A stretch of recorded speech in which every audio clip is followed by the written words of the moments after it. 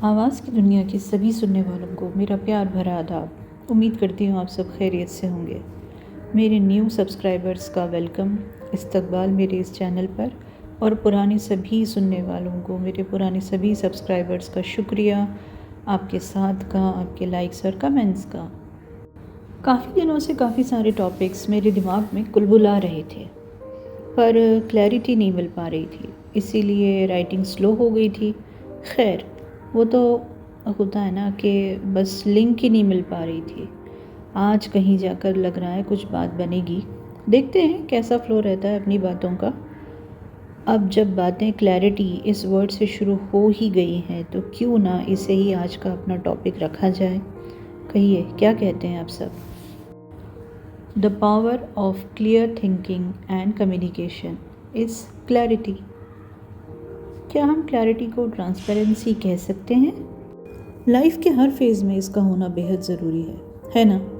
बच्चे जब बोलना सीखते हैं तब उनके जो वर्ड्स होते हैं वो क्लियर नहीं होते, पर पेरेंट्स बच्चों के एक्शन से, उनके एक्सप्रेशन को देख के समझ जाते हैं कि वो क्या कहना चाहते हैं या फिर वो क्या बताना चाहते हैं। धीरे धीरे वक्त के साथ साथ उनकी स्पीच डेवलप होती रहती है और फिर वो साफ साफ बोलना शुरू कर देते हैं। बट कई केसेस में ऐसा नहीं भी हो पाता।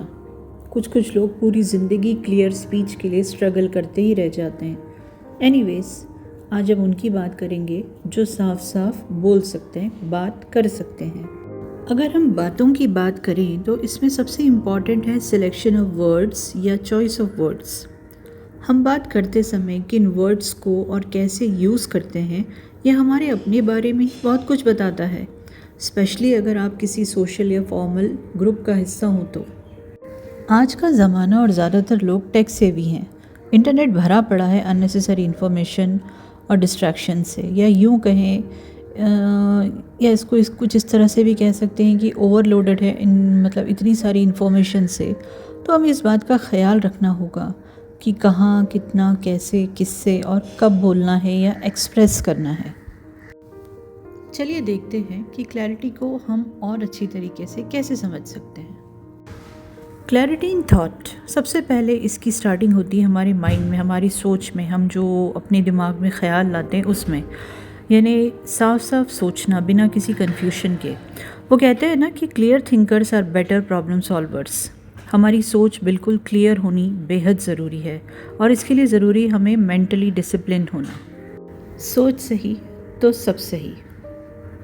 अब देखते हैं क्लैरिटी इन कम्युनिकेशन। अब जो कुछ भी कहना या समझाना चाहते हैं वो बिल्कुल क्लियर होना चाहिए, जिससे सामने वाले तक आपकी बात बिना किसी कन्फ्यूजन के पहुंच सके और वो भी आपकी बात को अच्छी से समझ सके। कम्युनिकेशन किसी भी तरह का हो, वर्बल, टेक्सचुअल या किसी और तरह का, बिल्कुल क्लियर और प्रिसाइज होना बेहद ज़रूरी है। Clarity in action. अब एक्शन में क्लैरिटी कैसे लाएं या पाएं, तो इसके लिए हमें अपने एक्शंस को पहले से ही डिसाइड करना होगा, या इसे ऐसे भी कह सकते हैं कि clear actions are decisive, they are well aligned with goals. वैसे भी कहते हैं ना कि in leadership clarity provides direction, और टीम वर्क में ये कॉन्फ्लिक्ट्स को कम कर देती है। जब एक्शन में क्लैरिटी हो तो वो डिसीजन को सिंपल बना देती है और स्ट्रेस को कम कर देती है। Clarity in expression. अब सबसे इम्पॉर्टेंट टॉपिक पर हम बात करने जा रहे हैं। चीज़ों को, बातों को या अपनी एक्सप्रेशन या फीलिंग्स को वैसे ही एक्सप्रेस करिए जैसे आप महसूस करते हैं, with clarity end of course with the correct choice of words. किसी और को अगर आप बताएंगे ही नहीं कि आप क्या महसूस करते हैं तो उसे पता कैसे चलेगा? भाई, बोलना तो पड़ेगा।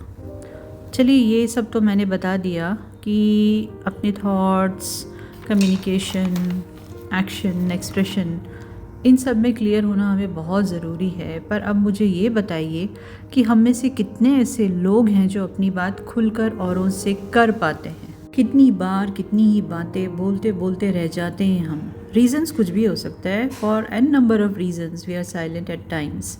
या कई बार हमसे ये कह दिया जाता है कि मत बोलो, या कई बार कोई सुनने वाला ही नहीं होता, और तब क्या होता है, लोग इंट्रोवर्ट बन जाते हैं या यानी उनकी शुरुआत हो जाती है इंट्रोवर्ट होने की, बनने की, और साथ ही बहुत से और भी प्रॉब्लम्स के वो शिकार हो जाते हैं। तो अब ऐसे में क्या किया जाए? हर चीज़, हर बात का हल है जनाब। ये कुदरत जो है ना, ये बड़ी कमाल की चीज़ है। इसने हमें हर परेशानी का हल दे रखा है, बस हमें एक्सप्लोर करने की देर है, ख़ुद को इंट्रोस्पेक्ट करने की देर है। एक्सप्लोर करें, इंट्रोस्पेक्ट करें अपने आप को, नेचर के साथ वक्त बिताइए, अपनी क्रिएटिविटी को बढ़ाइए, अपने क्रिएटिविटी के थ्रू अपने एक्सप्रेशंस को एक्सप्रेस करिए और उसे थोड़ा सा वेल डिफाइन करने की कोशिश करिए।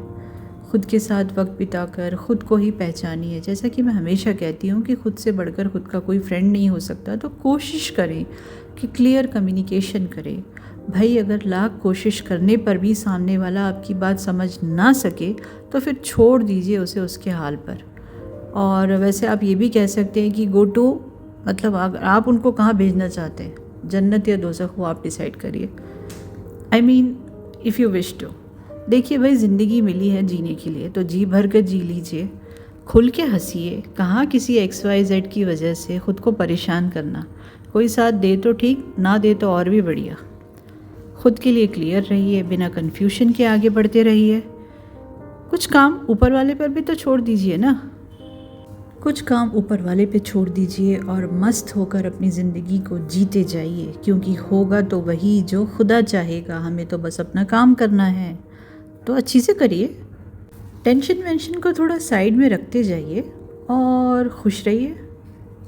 और जैसे कि मैं हमेशा कहती हूँ, पता ही होगा ना, अब तक तो मेरे सारे सुनने वालों को पता चल ही गया होगा कि मेरी आखिरी की क्लोजिंग लाइंस क्या क्या होती हैं। जी बिल्कुल सही। खुश रहिए, सलामत रहिए, सेहतमंद रहिए। लाइक, कमेंट, शेयर, सब्सक्राइब करते रहिए और लगातार बार बार रोज़ाना सुनते रहिए आपके अपने इसी पसंदीदा चैनल को। अगली मुलाकात तक अल्लाह हाफ़िज़।